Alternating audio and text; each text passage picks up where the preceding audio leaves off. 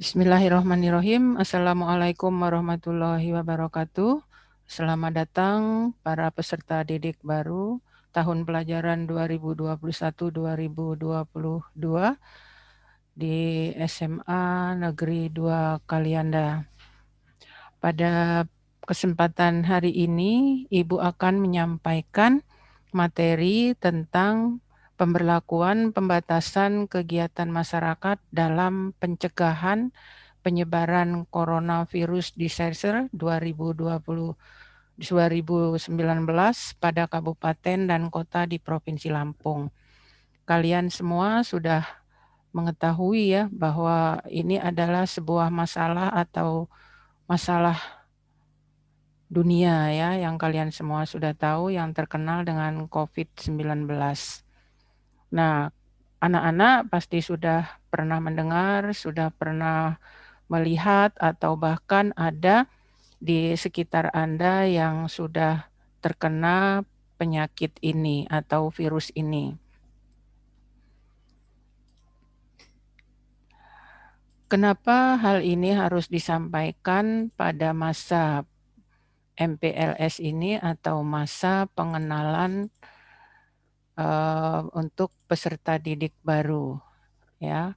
Adapun latar belakangnya yaitu pemberlakuan pembatasan kegiatan masyarakat atau yang dikenal dengan PPKM itu adalah yang melatar belakangi surat edaran. Surat edaran ini dikeluarkan oleh Gubernur Lampung yaitu pada nomor 045.2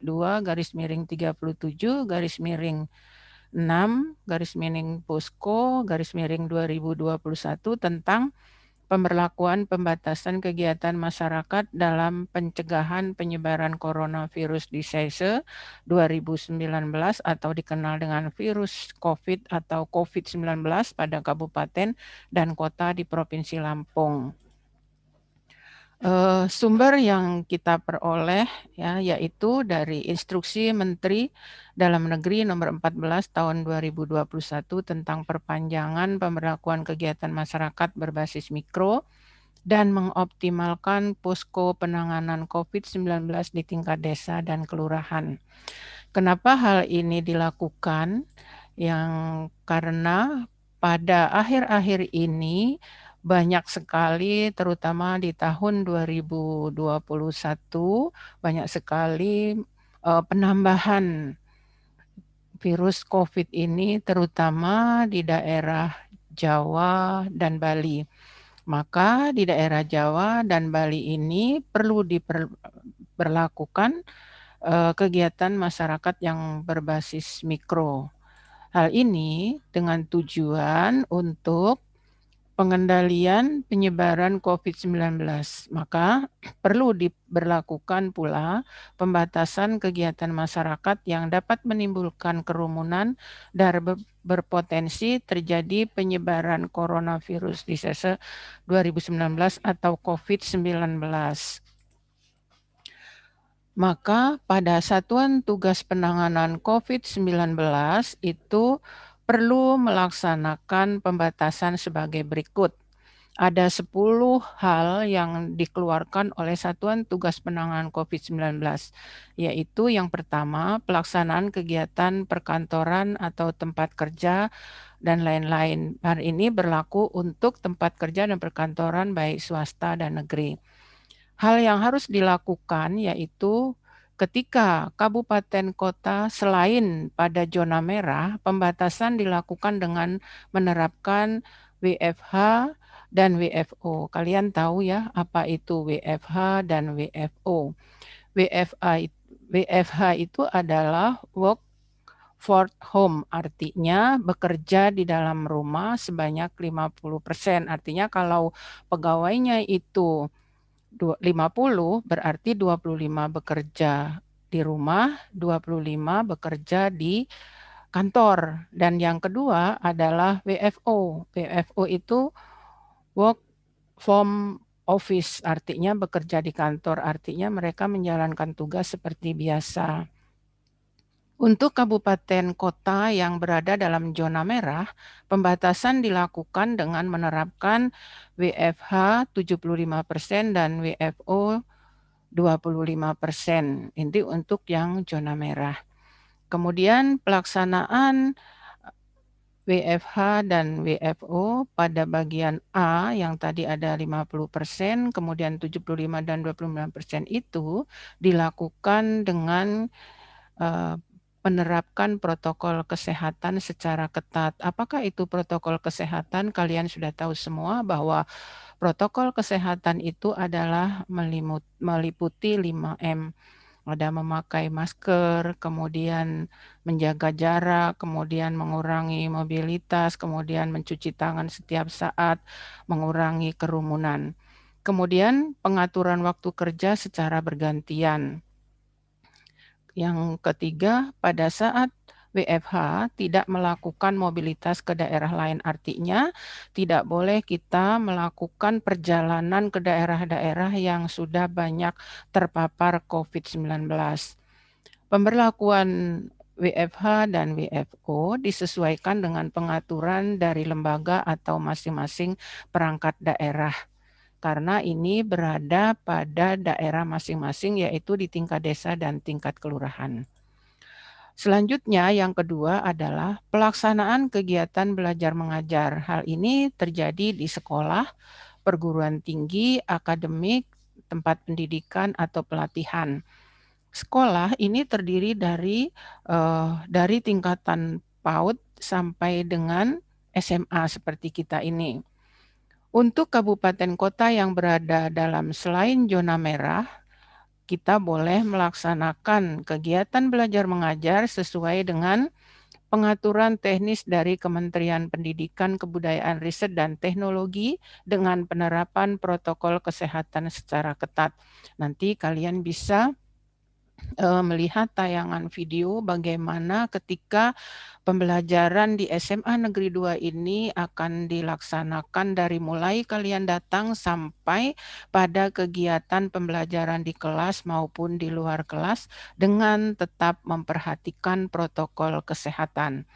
Kemudian untuk kabupaten kota yang berada dalam zona merah harus melaksanakan kegiatan belajar mengajar secara daring. Hal ini atau online ya yang sudah Anda lakukan semua pada saat kemarin di SMP.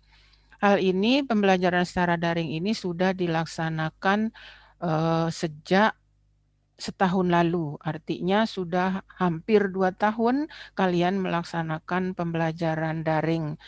Hal ini berlaku untuk yang zona merah. Selanjutnya, pelaksanaan kegiatan pada sektor esensial seperti kesehatan, bahan pangan, makanan, minuman, energi, komunikasi, dan teknologi informasi, keuangan, perbankan, sistem pembayaran pasar modal logistik, perhotelan, konstruksi industri strategis, pelayanan dasar, dan lain-lain yang ditetapkan sebagai objek vital nasional dan objek tertentu.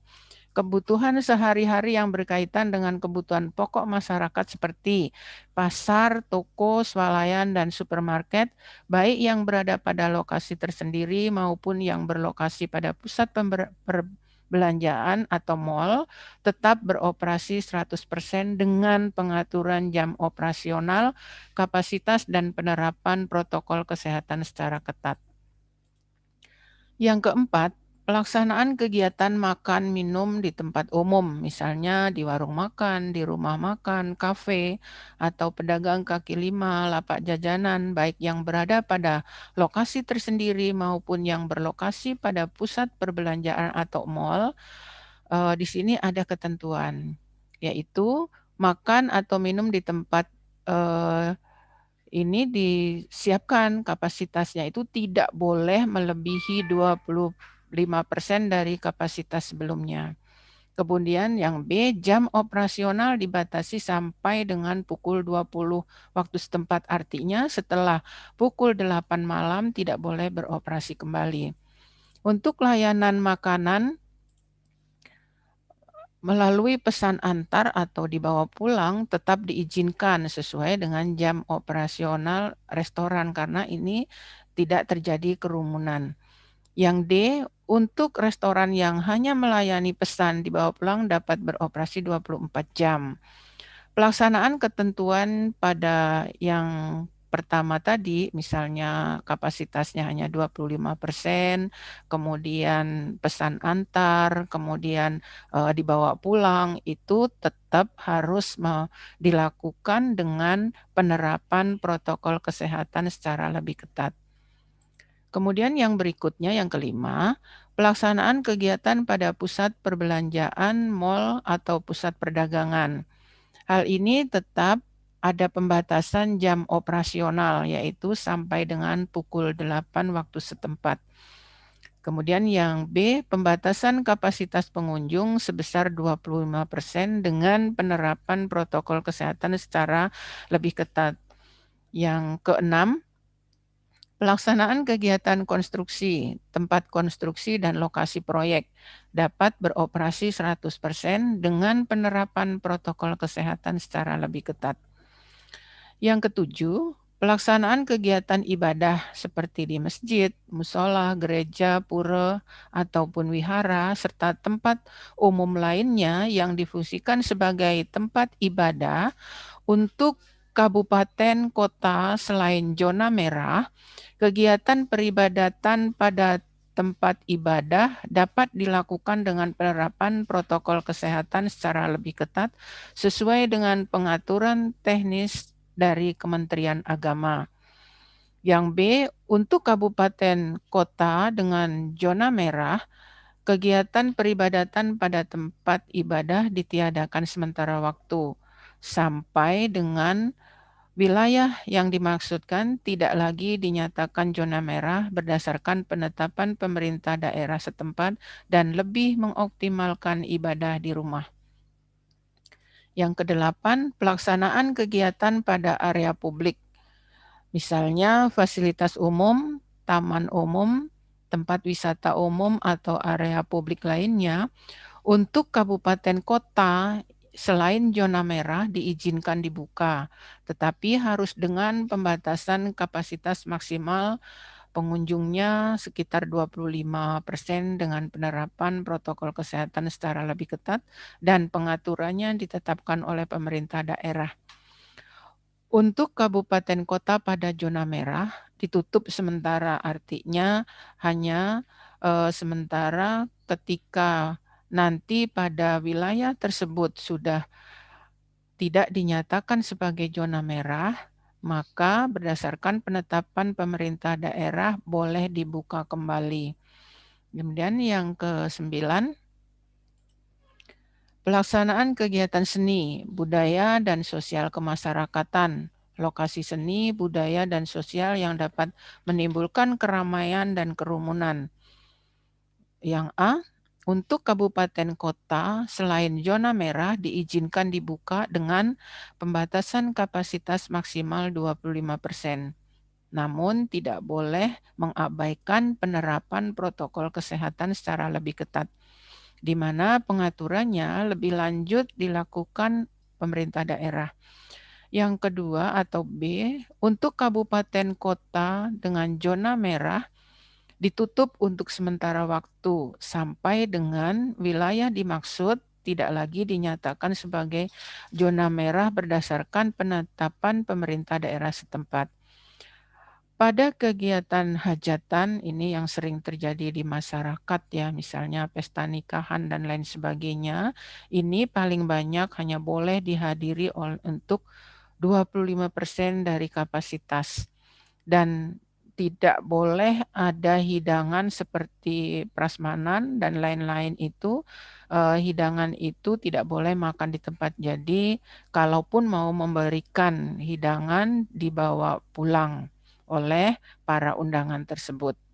Yang ke-10 atau yang terakhir, pelaksanaan kegiatan rapat, seminar, dan pertemuan luring, artinya secara langsung ya, lokasi rapat, seminar, pertemuan di tempat umum yang dapat menimbulkan keramaian dan kerumunan Jika kabupaten kota itu tidak berada pada zona merah, maka diizinkan dibuka. Tapi harus tetap dengan pembatasan kapasitas yaitu maksimal 25% dan penerapan protokol kesehatan secara lebih ketat yang diatur atau ditetapkan oleh pemerintah daerah setempat. Untuk kabupaten kota pada zona merah ditutup untuk sementara waktu sampai dengan wilayah dimaksud tidak lagi dinyatakan sebagai zona merah berdasarkan penetapan pemerintah daerah setempat. Demikianlah yang bisa disampaikan. Terima kasih. Mudah-mudahan dapat bermanfaat untuk kalian semua. Semoga kita selalu tetap sehat dan tetap memperhatikan protokol kesehatan yaitu 5M. Terima kasih. Assalamualaikum warahmatullahi wabarakatuh.